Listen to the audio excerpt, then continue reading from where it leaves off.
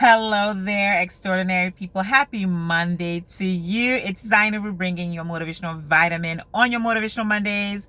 You are extraordinary. Thank you for tuning in.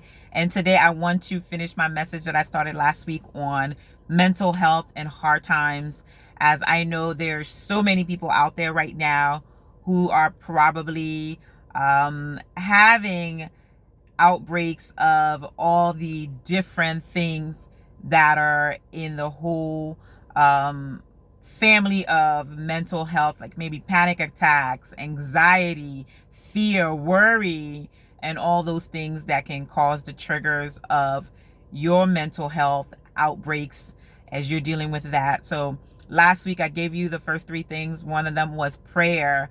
Pray, pray, pray, pray, and everything, especially if you're a believer.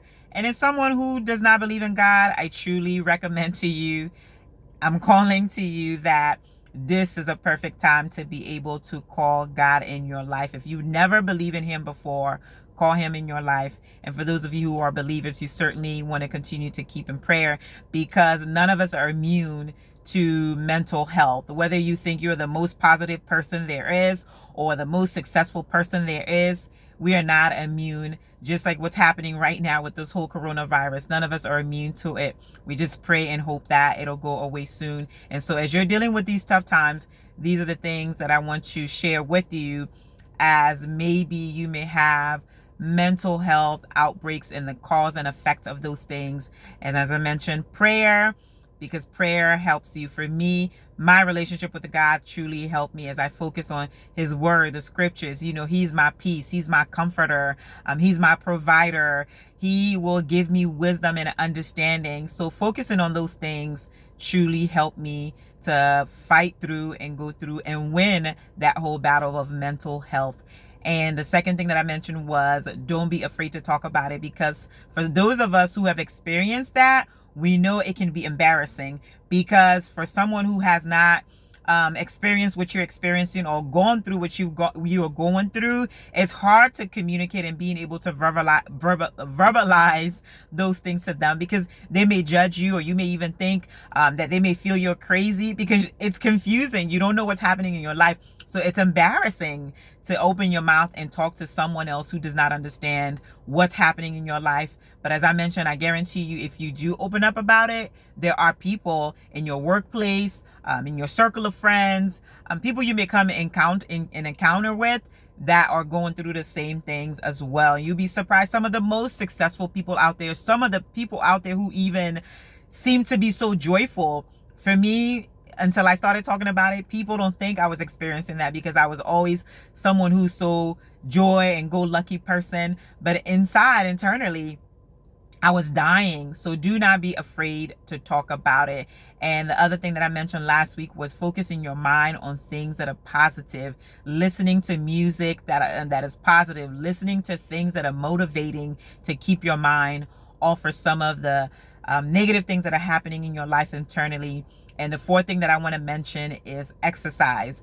Exercise will help you so much to really weed off some of the thoughts that will be coming in your mind, and maybe you even thinking you're going to die. Because for me, that was the thing. I felt like every time I stepped behind a wheel, I was going to die. Someone was going to hit me or something, and my panic attacks will start happening. So you want to exercise, because what exercise will do for you, it will boost up your physical as well as mental energy, because you'll be able to just step into a whole different world from the world that you are experiencing when maybe those attacks are coming, and it'll truly help you. So exercise. Many of you right now are working from home, so maybe before you might say you don't have time. Right now is a perfect time to be able to use maybe the time that you were commuting to and from work before, to use that time to find some type of physical activity, so that way you can exercise your mental, your physical, and just being whole with your own whole well-being. So exercise. And the last but not least thing that I want to mention is to unclutter the clutter. There's nothing worse than being in an environment when you're having panic attacks, anxiety attacks, or just all this confusion happening in your mind, and you're in a space where there's so much clutter. It makes you to even become even more tired. You can't think. So I truly want to urge you, if your bedroom, as I mentioned, whew, mental health is truly something evil. And those attacks sometimes come the most at night when you're alone, when you're trying to relax your mind and just trying to settle, but your mind is not settling. You're thinking about this, you're going to die, this is happening, and you're trying to settle your mind, but all these different thoughts are happening in your mind of things that's probably never even going to happen. So there's nothing worse than maybe laying in a cluttered bedroom. So unclutter the clutter in your bedroom, in your closet, in your kitchen, in your whole house in general. I've heard it said before, sometimes the way maybe our houses are is truly a reflection of how we're feeling inside. So unclutter, I cannot say that enough. Unclutter the clutter around you in your environment, so that way you can make space to think and not be so confused while all these other things are happening in your life. And a book that I also want to recommend for me, as I mentioned to you, when I started communicating and opening up more about my own mental health issues, my own friends as well, they were opening up about theirs. And even to this person, to my surprise, she's someone who's a joy, happy go person from the outside that you would never imagine that she was also experiencing that. A very good friend of mine, Hannah Gant, she wrote a book on that, on anxiety. The book is titled Freedom from Anxiety, One Woman's Secret Journey.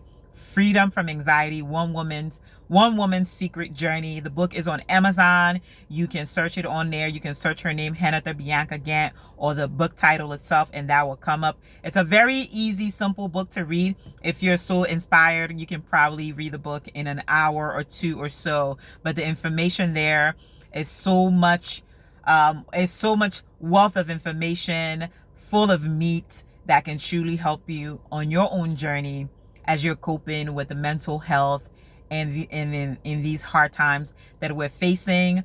So those are all the things that I had to mention to you. Prayer, don't be afraid to talk about it. Focus your mind on things that are positive. Exercise and unclutter the clutter in your life, and go get the book on anxiety, written by my very own good friend, who also talked about her own personal issues as she was dealing with the mental health. So let's all do our part in this time and continue to maintain our sanity and our safety. Let's all go out there. Let's all go create something extraordinary, because you are extraordinary. I'll talk to you soon. Bye for now.